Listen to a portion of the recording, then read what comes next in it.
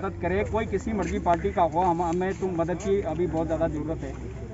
सिर्फ एक सेंटर हमीरपुर में है, जिसकी वजह से बरसात हो, जो मर्जी हो, कैसी मर्जी परिस्थितियाँ हो, आपको यहाँ पे हमीरपुर टाइपिंग टेस्ट के लिए पहुँचना पड़ेगा, अदरवाइज़ आप सीधे यहाँ से बाहर हो जाओ।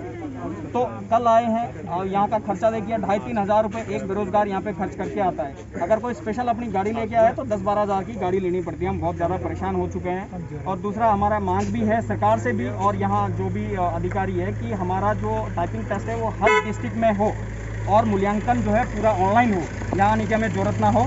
जब कभी भी 1 या 2 पेपर होता है तो तब भी ये हमीरपुर में ही जो एक सेंटर देते हैं। ऐसा क्यों करते हो? हम पैसे देते हैं, बेरोजगार है, ऊपर से आप इस तरह का मजाक हमारे साथ करोगे तो कभी मर्जी चाहे 1 पेपर हो या 2 पेपर हो, आपको हर जिले में पेपर देने पड़ेंगे या कम से कम 3-4 सेंटर आपको पूरे स्टेट में बनाने पड़ेंगे।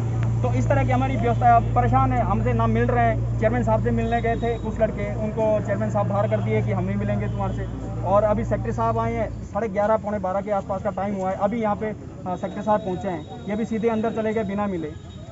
जो बेरोजगार हैं यहाँ पे नारे लगा रहे हैं, क्या करेंगे? लेकिन मजबूरी है, ठीक है, सरकार से भिड़ नहीं सकते हैं, लेकिन जयराम सरकार जो है इन चीज़ों पर ध्यान दें, क्योंकि जो है 2022 आ चुका है और इसमें जो बेरोजगार है, हम ये नहीं बोलते हैं कि जो है इसमें कोई राजनीतिक मुद्दा है, लेकिन परेशानी जो ये इस तरह की परेशानी से आप ही इसका निवारण कर सकते हैं। हर डिस्ट्रिक्ट में आप टाइपिंग टेस्ट का सेंटर दीजिए, ऑनलाइन डॉक्यूमेंट वेरिफिकेशन कीजिए और जो 1-2 पेपर चाहे जितने मर्जी पोस्ट का पेपर हो उसके लिए कम से कम 3-4 सेंटर आपको स्टेट में देने पड़ेंगे। इस तरह की चीज़ें हैं। मैं बस ये बताना चाहूँगा, क्या नाम है आपका? मेरा नाम अभिषेक है और मैं डिस्ट्रिक्ट शिमला से आया हूँ। तो कल सुबह 9 बजे के चले हैं वहाँ से और कल शाम को 6 बजे जब हम अपने वहाँ पहुँच गए थे। यहाँ पे एक तो स्टे करने के लिए होटल लेना पड़ता है, इतना खर्चा रास्ते में होता है। फिर एक अभ्यर्थी आता है इस उम्मीद के साथ कि आज मेरा टाइपिंग टेस्ट होगा, मेरा सिलेक्शन का प्रोसेस आगे बढ़ेगा, मैं कल को एक जॉब पे लगूंगा। और रात को 6 बजे इनकी वेबसाइट पे एक नोटिफिकेशन आ जाती है कि नहीं जी, अब आपका टाइपिंग टेस्ट जो है वो 27 तारीख से हमने स्थगित कर दिया है, अस्थायी रूप से स्थगित कर दिया है।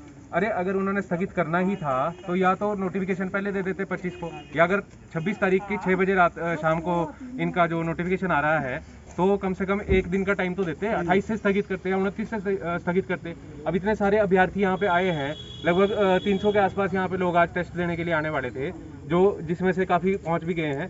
तो अब उनका जो खर्चा हुआ है आने जाने का, जो हमारे पेरेंट्स की मेंटल हरासमेंट हो रही है, उनको हमने किस कदर से जवाब दिया है शाम को कि हमारा टाइपिंग टेस्ट कल नहीं हो रहा है, मम्मी पापा हमारा टाइपिंग टेस्ट नहीं हो रहा है। उनकी जो मेंटल हरासमेंट है, हमारी जो मेंटल हरासमेंट है, जो हमारा खर्चा है, उसका जिम्मेदार कौन है? चलो ऑनरेबल हाईकोर्ट का हम भी मान रखते हैं, उनका कोई डिसीजन आया था तो ठीक है, लेकिन 1 दिन का 2 दिन का बफर तो देना चाहिए उनको कम से कम। जितने अभ्यर्थी यहाँ पे आज पहुंचे हैं, अब ऐसा तो है नहीं कि आज से पहले टेस्ट नहीं हुआ है यहाँ पे, आज से पहले वालों के भी तो हो चुके हैं ना, तो आज वालों का भी ले लेते। और रामपुर से, रोडू से मेरे साथी आए हैं कई, तो उनका खर्चा कौन देगा? आप 250-300 किलोमीटर से बुला रहे हैं स्टूडेंट्स को और उनको यहाँ पे आके हमीरपुर पहुँच के उनको नोटिफिकेशन दे रहे हैं कि भाई अब आपका जो है टाइपिंग टेस्ट नहीं होगा। तो यही गुजारिश है हमारी तो कि अब हमें कम से कम मिल के बता तो दिया जाए कि अगला टाइपिंग टेस्ट कब होगा। Thank you.